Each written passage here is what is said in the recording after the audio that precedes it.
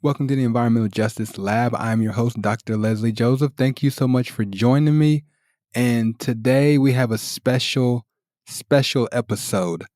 So at the Environmental Justice Lab, I want everybody listening to know that this is not about me. This is not about what I think, what I'm trying to promote, or what I'm trying to make you believe about myself. The truth is, this podcast is for all of us.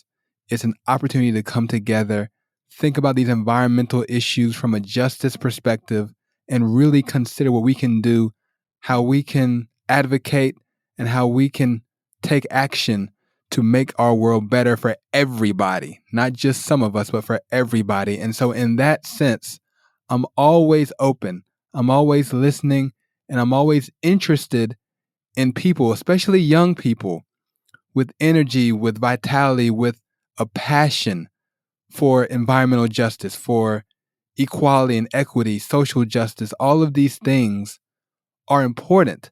And whenever I meet someone like that, I have to know who they are, know what their passions are, and give them an opportunity to share their perspectives and to share their views and to bring that voice to this podcast. And so with that in mind, I am very excited to introduce to you one of those voices.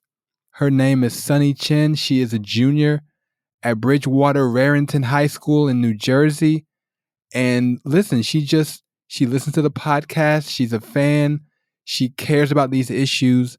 And she sent me an Instagram message just saying how passionate she is about environmental justice and sustainability. And she didn't have any expectations. She just wanted to know how she could help. Can I do some research? What can I do to help you advance this mission and promote what you're doing on the podcast? And I said, you know what? With that kind of passion, with that kind of fervor, I could always use a co-host. I could always use someone else with a different perspective, a different voice, a different way of seeing the world to bring that to the podcast and share exactly what kind of issues move you and what kind of concerns you have that we all need to be aware of. And so we met, we talked about what we could do together in terms of working and researching and podcasting. And so I am happy to present to you her first podcast episode for the Environmental Justice Lab. She wanted to talk about plastic pollution. She wanted to talk about how the U.S. is engaging in what she calls waste colonialism, with the way we manage waste and plastic in particular, and where it ends up and how it's managed. And so, with that being said, I want to introduce to you Chen, the newest co-host of the Environmental Justice Lab, and her initial report on waste colonialism, the United States and plastic pollution, right here on the Environmental Justice Lab. Enjoy. Welcome to the Environmental Justice Lab. I'm one of your hosts, Sunny Chen. Thank you so much to Dr. Leslie Joseph for allowing me to share my findings, and thank you for joining me. Since the early 20th century, plastic has been around and has dominated U.S. consumerism. Unfortunately, it hurts the planet in all phases of its life cycle, from when it's produced, emitting greenhouse gases, to when it's used, releasing microplastics, to when it's discarded, rotting in landfills. That being said, everyone knows its negative impact on the environment, but frankly, nothing major has been done to reduce this planet-destroying product. So today, we are talking about plastic pollution, but specifically zeroing in on the last phase of its life and where it is discarded: developing nations. In this first episode, we will be discussing research that demonstrates the US's deep-rooted issue with plastic waste dumping. In the next episode, we will dive into the specific negative impacts of this dumping on developing nations. How much plastic waste does the US produce? Where does it end up? We need answers to these questions. So let's talk about it. Stay tuned. This is the Environmental Justice Lab.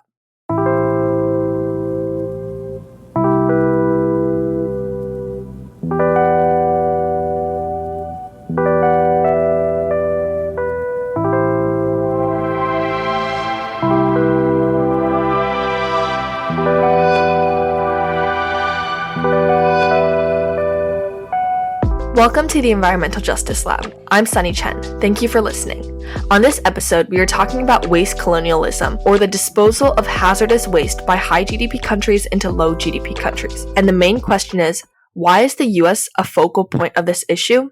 Well, I have some shocking statistics for you. But before that, let me quickly read you the title of the article of said statistics. Published in the National Geographic in 2021, Melissa Golden wrote, US generates more plastic trash than any other nation. What does the report find? 1. The US produces 46 million tons of plastic waste in 2016, 17% of all plastic waste. 2. The US has a 30-year history of shipping half of its recyclable plastic overseas, primarily to China and other developing nations lacking the infrastructure to manage it. And 3. 3.91 million metric tons of plastic collected in the United States were shipped abroad. First, the US produced 46 million tons of plastic waste in 2016, 17% of all plastic waste. 46 million tons of plastic waste. Sounds large, right? Unfortunately, it's probably even larger than you may have initially thought. Don't worry, I was speechless when I realized this too. So, most of us don't have a good idea of how much 46 million tons is. Hopefully, this analogy can clear this up a bit. Every one of us eats food. It is one of the biggest necessities of life. So you would think we produce a lot more food waste than plastic waste, right? Since, well, we eat every day. The US produces 80 million tons of food waste annually. Compared to 46 million tons of plastic waste, it's not much more. Isn't that crazy? Well, it's not crazy in the sense that it's understandable how this number got so high. For example, when you go to the grocery store, almost everything is packaged in plastic. From the plastic bags that you put produce in, to the packaging for bakery items and meat products, to drink bottles, etc., plastic is everywhere, on every shelf and in every shopping cart. That being said, plastic is cheap and convenient. The whole point of business is, well, I shouldn't say the whole point, but you get what I mean, is to decrease costs and increase profits. When you have plastic available that is cheap to manufacture, light and easy to transport, and can hold almost anything, why wouldn't a company not use plastic?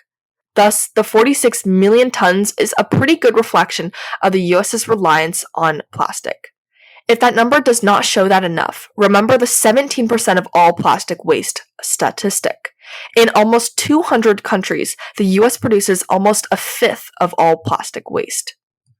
Second, the US has a 30-year history of shipping half of its recyclable waste overseas, primarily to China and other developing nations, lacking the infrastructure to manage it. I was debating whether or not to say recyclable in the shipping half of its recyclable plastic overseas part. Not because I wanted to hide anything, I just think it's unnecessary. Why? Because the countries that are receiving the plastic waste don't even have the infrastructure to even recycle it. Isn't that ironic? It's like me giving my math homework to a 5-year-old and saying it's easy. They don't even know how to do, the math that I'm doing. In the next episode, I'll talk more about what happens to that plastic, since it's obviously not recycled. Third, 3.91 million metric tons of plastic collected in the United States were shipped abroad. When I was researching, I kept on thinking, can't these countries just ban imports of recyclable plastic? Well, unfortunately, I wasn't the only one who thought of this generic solution. And spoiler alert, it doesn't work. Katie Brigham wrote an article in the CNBC in 2022 titled, How the Fossil Fuel Industry is Pushing Plastic on the World. This is what she found. China used to profitably recycle much of the world's plastic, but stopped accepting plastic waste imports in 2018, since much of it was too contaminated to be repurposed. So now, the waste is being diverted to poor nations that don't have the infrastructure to process or recycle it. Africa saw a 4-fold increase in plastic waste imports in 2019, the year after China closed its doors. Plastic also flooded into India, Malaysia, Thailand, Indonesia, and Vietnam, which have since implemented their own import restrictions. But the US is still sending its waste there anyways. All in all, nothing has been done to stop the US from dumping its waste in these developing countries. That's why a lot of waste statistics, like how much plastic waste was produced in the US, often underestimates the true number. Since when it's shipped to other countries, it's technically not the US anymore. This is really detrimental to these developing nations. Imagine living next to a landfill or an incinerator that is just straight burning the plastic. We'll talk more about that in the next episode. So a quick recap. The US produces 46 million tons of plastic waste annually, and considering 80 million tons of food waste is produced, this number is quite large. Percentage-wise, the US boasts a 17% of all plastic waste in the world. It has a 30-year history of shipping said waste into developing nations, even if they ban imports. So what does this mean? A couple things come to mind.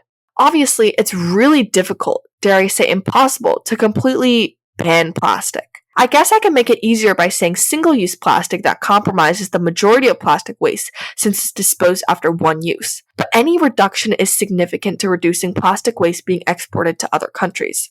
Still, the root cause here is still that the US is dumping the waste into other countries, worsening waste colonialism. So hopefully in the future, legislation can be passed and consumer mindsets can shift to mitigate this pressing issue.